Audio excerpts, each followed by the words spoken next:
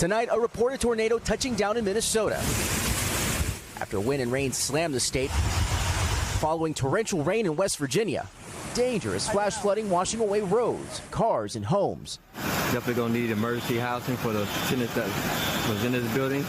Tonight, the death toll climbing to at least 6 following Sunday's storm. Among the victims, a 3-year-old. Others are still missing. If there's any chance to save another life, we're going to keep putting the time in. The governor of West Virginia declaring a state of emergency. The water was about half up her legs. George McCormick says the water started rising quickly and that he escaped just in time.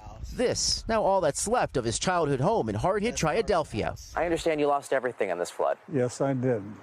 I just got out in time with my dog and just watched everything wash away.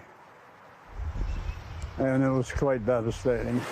In hard-hit Wheeling, West Virginia, several cars cascading into a creek. This is just one of many vehicles Swiftwater rescue teams are going to try and get out of the creek to make sure nobody was trapped inside. Doug Flight's nearby smoke shop, completely flooded. Couldn't do anything but watch. Pretty horrified. What can you do? It's Mother Nature, you know. Flight says he's lucky to be alive. I pulled up here, stood on that bridge, and kind of watched it all. I still haven't wrapped my head around it.